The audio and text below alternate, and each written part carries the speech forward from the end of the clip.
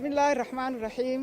saaka waxaanu halkan u joognaa golahii wakiilada iyo golihii maxay ahayd guurtidaba waxaanu u nimi annagoo haweenweynaha horkacayna Soomaaliland annagoo nagaad ah waxaanu maanta meeshan u nimi waxa la furayay kalfadhigii baa furmayay golaha wakiilada marka waxaanu rabnay in ajandaha lagu daro kootadii uu madaxweynuhu maalintii dhaweyto noo fasaxay ee loo soo wareejiyay golaha wakiilada ayaanu doonaynaa inaanu xoog ku saarno inay maxay ahaydey in golaha wakiiladuna si fiican oo qurux badan oo xaraga leh oo maxay ahaydey gobonnimo leh ay isku dhaafiyaan intaas oo dhan bay fadhiyeen inan kaliya dhex fadhiday taasina xaq iyo cadaalad maaha maanta inta naloo ogolaaday kootada naloo ogolaaday waxaanu rabnay inaan maxay ahaydey in ka codsanno golaha wakiiladu inay islaafiyaan oo ay noo ansixiyaan waayo xaq baanu u leenahay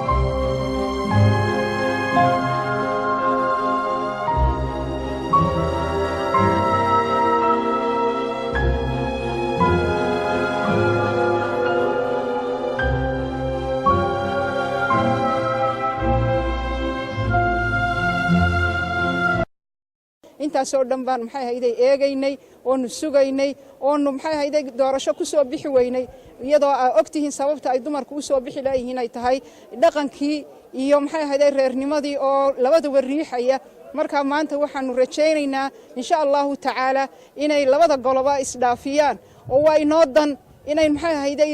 caalamkuna ina arko inaynu nahay in dad maxay ahaydey dimuqraadiyadii sheeganaya oon dumarkiina wax u ogolayn taasi maxaa cadaalad ma aha marka waxaanu rabnay inaanu maanta dibadana waxa taagnaa intaasoo bas oo haweeno Hargeysa daafaheeda oo dhan ka wada yimi ayaa sugayay oo goboladuna taasoo kale maanta meel walba ay kaga dhawaaqayaan marka waxaanu rajaynaynay oo aan rabnay inaanu maanta la hadalno laakiin nasiib daro maanta wali may fadhiisan